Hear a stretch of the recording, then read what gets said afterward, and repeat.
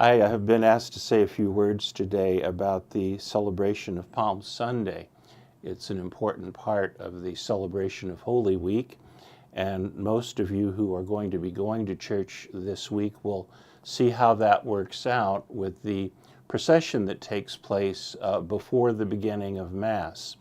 Now, there's several sorts of processions that can be done liturgically, but one of the things that you will probably see is the blessing of palms outside of the church. You will hear a reading of the Gospel of the Passion, and what's interesting to me about that particular Gospel is that it doesn't have an introduction, it doesn't have a conclusion. The priest may be the one who reads it, or a deacon may read it, but other people may also take part in the Gospel, in the proclamation of the Gospel, in terms of being the people, in terms of being the apostles, in terms of whatever role they might have at that time. Now, what interests me about this is that although we celebrate the entrance of Jesus into Jerusalem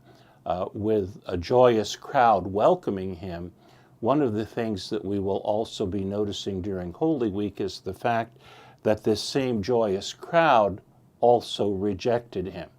And when we apply this particular idea to our own lives, I think it's fair to say there are going to be times when we are joyous at the presence of God and welcome him into the lives that we live each day,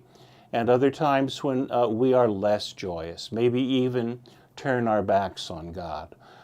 God never abandons us, but we can, as I've said, turn our backs on him. So in one way, we take a part in all of the roles that we hear in the Passion. The joyous people who welcome Jesus, the people who turn their backs on him, the people who give him to the Romans, eventually the people who put him on the cross. And my feeling is that if we have a choice, and we most certainly do have a choice, that we should try to be those joyous people, welcoming Jesus into our lives,